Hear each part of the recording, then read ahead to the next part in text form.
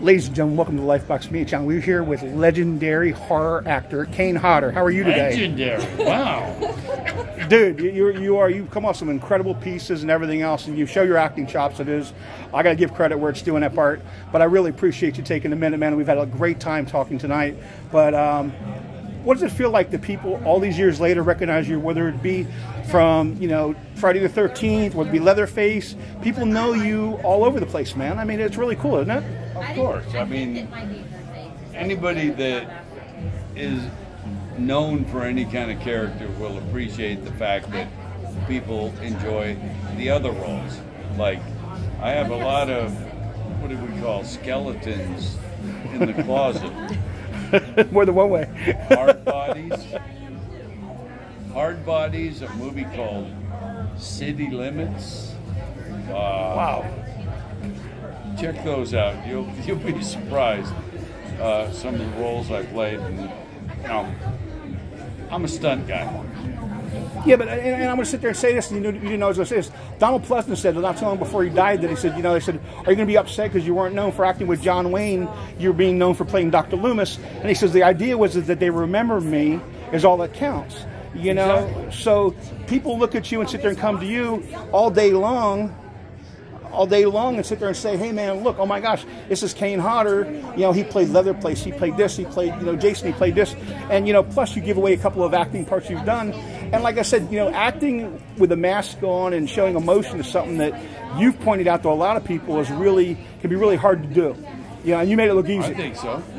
I mean, any actor, their biggest tools an actor uses is facial expressions and voice. Right, yes, sir. Now you take those two away, and you have to convey the same type of feeling.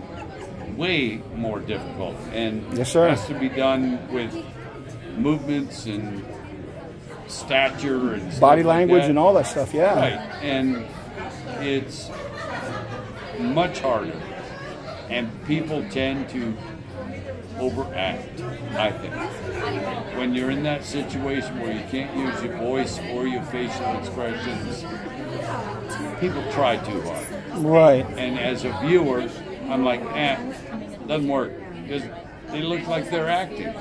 Right. And sounds simple, but it is not. Were you a big horror movie fan as a kid? Yes. What was like the, oh my God, scare you when you were growing up? Holy smokes, that's scary as hell. I wouldn't say when I'm growing up, but when you were growing up. I think the most effective horror movie I've ever seen, and it's still my favorite, is The Exorcist. Oh, yeah. 1974, I believe it came out. I was in my first year of college. Went and saw the movie and thought, holy shit, that is amazing. Right. It's still my favorite. How many movies from that era or that year are not laughably stupid now? That's true. That is still a good movie. Absolutely. Fantastic movie. Most movies from that, back in, you look at it and say, oh my God, that's fucking terrible. Right, When a Stranger Calls and all those ones that were kind of in the deal, it was, but right? The Exorcist is still a good movie. Yeah, it does stand up today. So much that they're trying to actually remake it now because it stands out and it's being actually put out on DVD and all that stuff. It is right now because it is. Right. Now, what would be, is that your all-time favorite per se? It is. It is. So what is, on a regular day, what does Kane want to go to the movies? What does he want to see? You're going out, and you're going to go see comedy, horror. What are you going to go see? What is Kane Hodder's deal? It sounds chick flick, lame, but I love anything different. It doesn't have to be a certain genre. I love horror. I love comedy.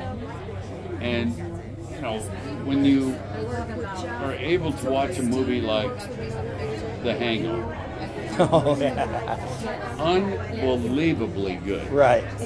Just the performances, the storyline, everything about it is amazing. Right. And so I just like a good movie. Doesn't have to be anything in particular. Just as good. Yeah. I like that. I like that too. Where can everybody find you on social media, buddy?